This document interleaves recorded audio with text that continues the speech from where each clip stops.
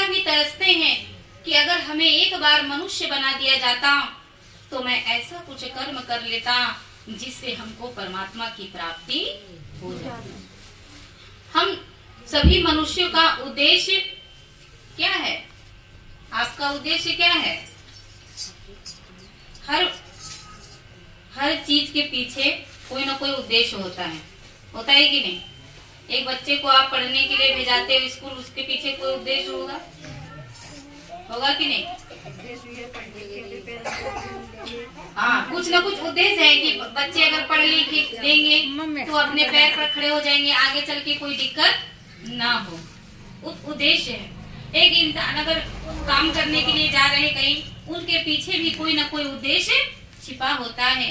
तो बताइए, जब परमात्मा इतना सुंदर शरीर का निर्माण किए, इस धरती पर भेजा, जन्म दिया, तो कोई ना कोई उद्देश्य तो रहा होगा कि नहीं है? क्या उद्देश्य है हमारा? परमात्मा को प्राप्त करना। हमारा उद्देश्य क्या है? परमात्मा को प्राप्त करना।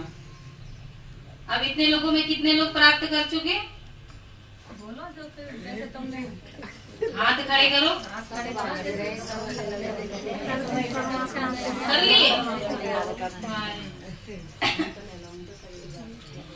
ऐसा मत सोचो कि भगवान नहीं मिलते। जब चाह सच्ची होगी तो राह जरूर मिलेगी। अगर परमात्मा को पाने की चाह आपके अंदर जग गई तो राह भी वही दिखाएंगे। ये ऐसा मत सोचो लोग कितने कितने हजारों वर्ष तपस्या करते थे और लोगों के शरीर का जो मांस होता था वो गल कर गिर जाते थे, उनके हड्डियों में दीमक लग जाते थे, भगवान फिर भी नहीं दर्शन देते थे। यही स्वयं महादेव 87,000 वर्ष तक समाधि में लीन रहकर परमात्मा की खोज किए और उसमें भी परमात्मा ने 87,000 वर्ष में उनको परमात्मा ने दर्शन भी दिया। तो किस रूप में? निराकार रूप में दिया। परमात्मा का 2 रूप है। कितने रूप? 2। एक साकार और दूसरा निराकार। तो महादेव ने सर्वप्रथम भगवान की खोज किए और निराकार रूप में दर्शन हुए। बस थोड़ा मात्र हल्की सी झलक मिली परमात्मा का।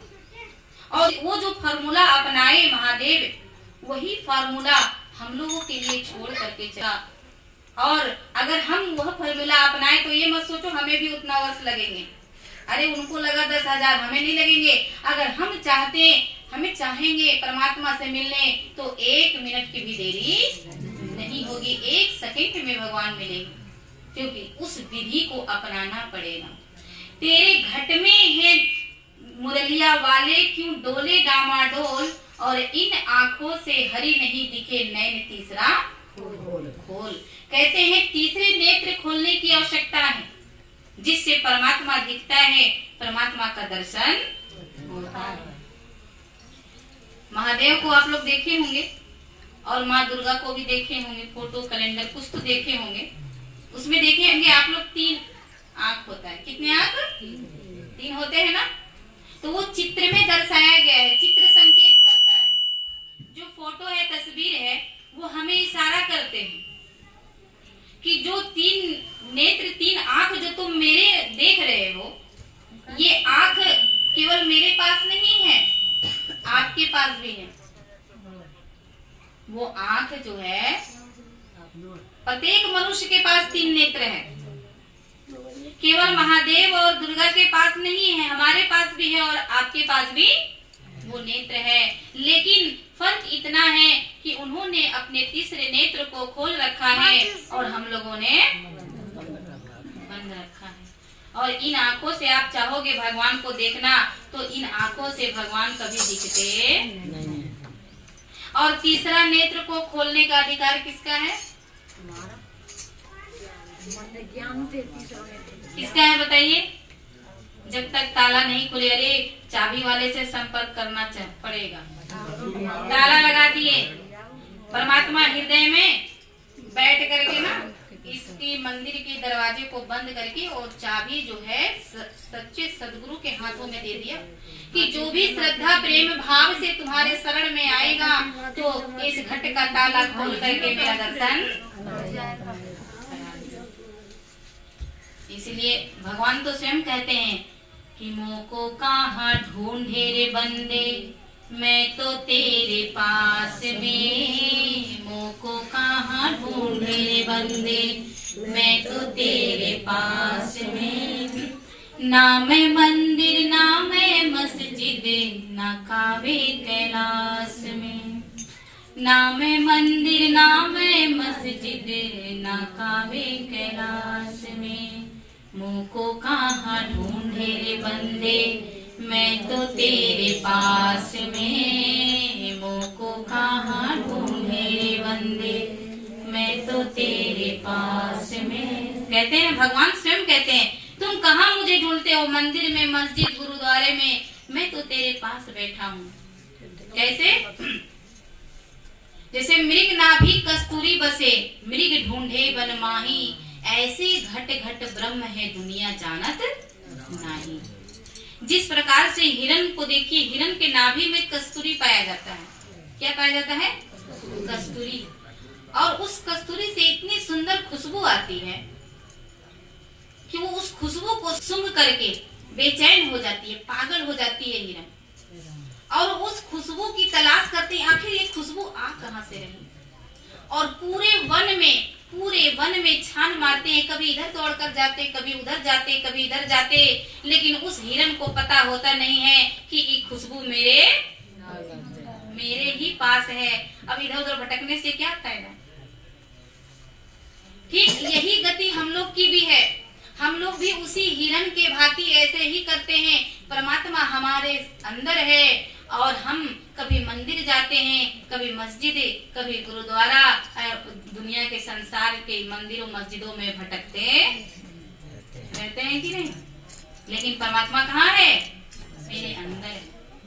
हमारे संत महापुरुष तुलसीदास जी ने कहा है, बहुत ही सुंदर प्यारी बात कहें कि घट में है सूझत नहीं, अरे लानत ऐसी जिंद, तुलसिया संसार को भयो मोतिया बिंद। क्या हो गया? और एक दो को नहीं हुआ, पूरे संसार को हो गया। क्या हो गया? मोतियाबिंद। आप लोग मोतियाबिंद की बीमारी से अच्छी प्रकार से परिचित होंगे, नहीं? वो जब हो जाता है तब क्या होता है? नहीं दिखता है ना। तो कहते हैं घट में है, यानी कि हृदय में है, वो दिखता नहीं, सूझत नहीं, दिखत नहीं। धिक्कार है ऐसी जिंदगी पर।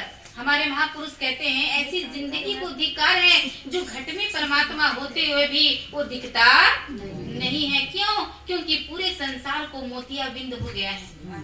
क्या हो गया? मोतियाबिंद। और किस में लगा है? जो हमारा तीसरा नेत्र है उसी में मोतियाबिंद हो गया है। क्या हो गया? मोतियाबिंद हो गया। और इस मोतियाबिंद को दूर करने के लिए किसी डॉक्टर की जरूरत है कि नहीं? नहीं है। अरे बिना डॉक्टर के कैसे ऑपरेशन होगा भाई? और बिना सोचोगे, बिना डॉक्टर का हम अपना आँख का ऑपरेशन करा ले तो होगा? और उसमें भी जो आँख का ऑपरेशन करता हो, हमें आँख वाले डॉक्टर के पास जाना पड़ेगा। ऐसा नहीं कि बीमारी हमारी आँख में लगे हैं और हम कान का ऑपरेशन करवा के चले जाएंगे, तो दिक्कत होगी कि नहीं? नहीं होगी। इसलिए सोच समझ करके, क्योंकि हमको बीमारी क्या है?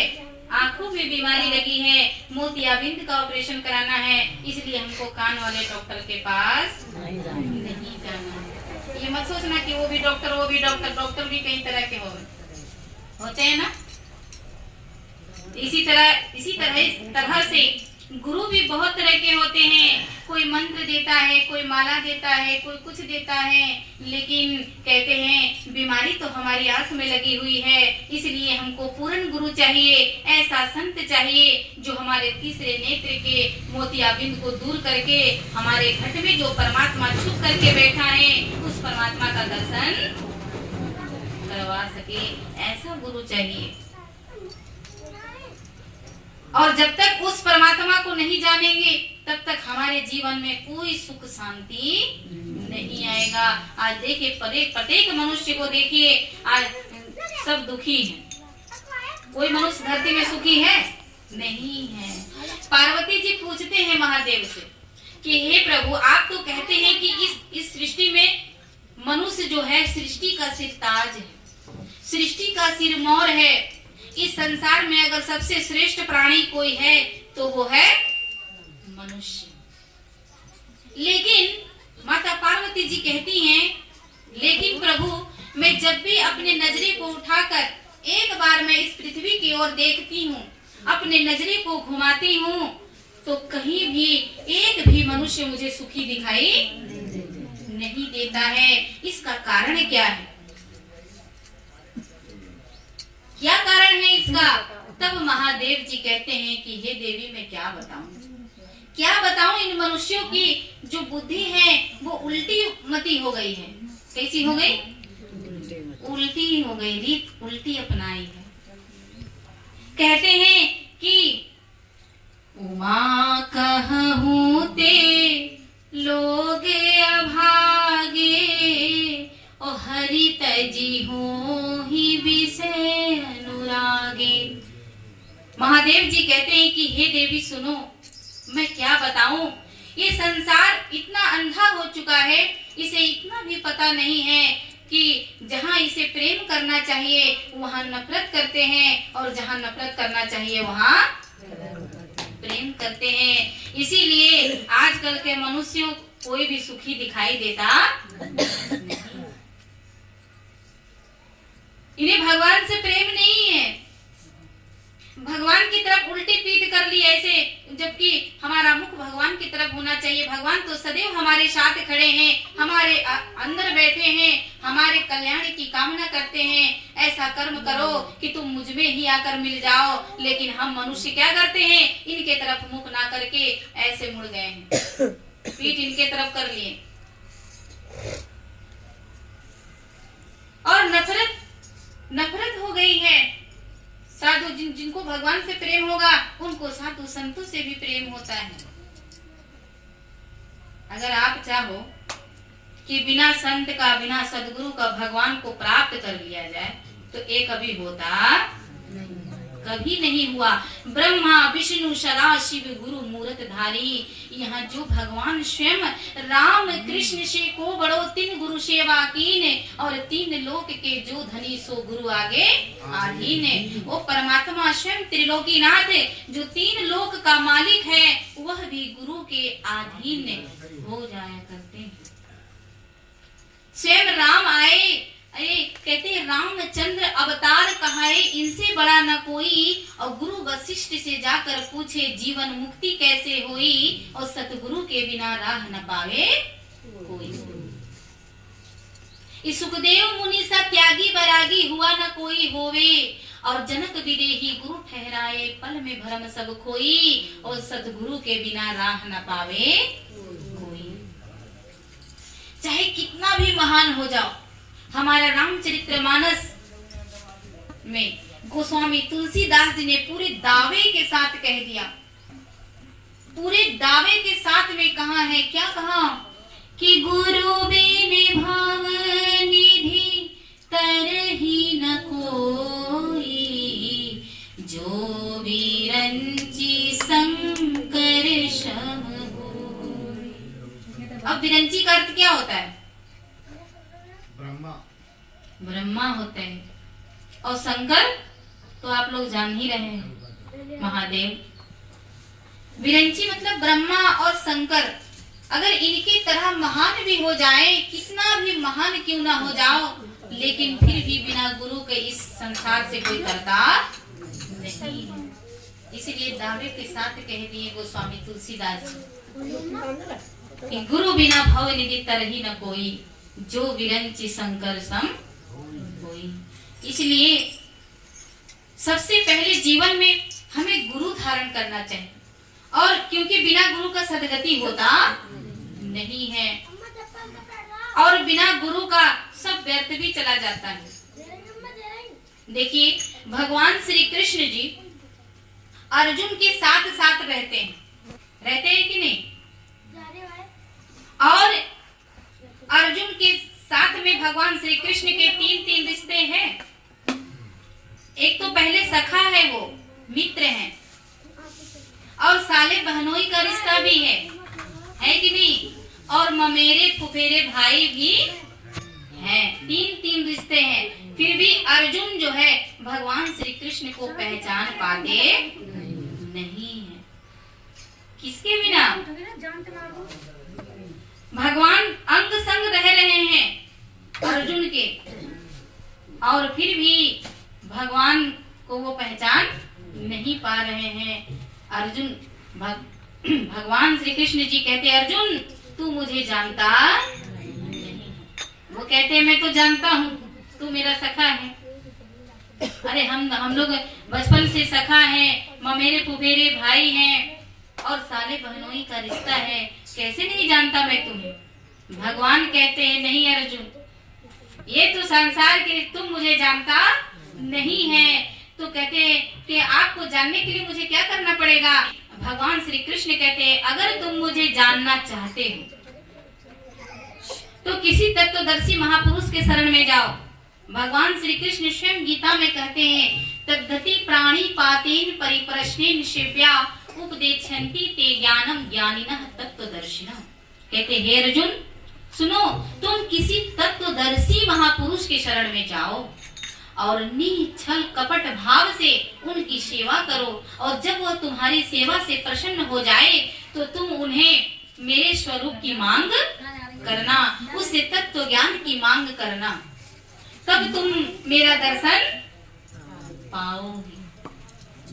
जब ऐसी बात कहते हैं भगवान श्री कृष्ण तो अर्जुन बहुत सोच में पड़ जाते हैं। अर्जुन सोचते हैं कि इतनी विशाल सृष्टि है, इतनी विशाल दुनिया में मैं ऐसे गुरु की तलाश कहाँ करने जाऊं जो मुझे तत्व ज्ञान दे सकता है। क्योंकि बगैर तत्व ज्ञान का ये जीवन बेकार है। कुछ भी कर लो, अगर जब तक आपके पास ज्ञान नहीं है, जब तक ब्रह्म का ज्ञान नहीं है, तत्व ज्ञान नहीं है, गर्भ मातेश्वरी ज्ञान नहीं है, तो समझ लेना आपका जीवन बेकार है, व्यर्थ है। और इसी ज्ञान को जानने के लिए भगवान श्री कृष्ण स्वयं खड़े हैं, फिर भी उनको भेजते हैं कहाँ? किसी तत्वदर्शी महापुरुष के शरण में जाओ। देखिए वो स्वयं भगवान है और इतने रिश्ते भी हैं, लेकिन एक बार भी नहीं कहा अर्जुन तुझे कहीं जाने की जरूरत नहीं है, मैं स्वयं परमात्मा हूँ, मैं तुझे बताता हूँ, लखाता हूँ। क्यों? क्योंकि उनको अधिकार नहीं है, परमात्मा को अधिकार नहीं है इस तीसरे नेत्र को खोलने का। भले से परमात्मा के साथ रहो, कुछ भी करो, लेकिन तीसरे नेत्र को तो सदगुरु ही खोलते हैं। अब सोचे कहाँ जाएं, लेकिन अर्जुन भी होशियार थे। वो सोचे कि जब भगवान मुझे इस ज्ञान की चर्चा कर रहे हैं, जब इस ज्ञान के बारे में वर्णन कर रहे हैं, इसका मतलब है कि वे तत्व ज्ञान को जानते हैं, इसलिए वर्णन कर रहे हैं। कहते हैं हे प्रभु मैं इस संसार में अब कहाँ जाऊं किसी को तलाश करने। और अर्जुन झट से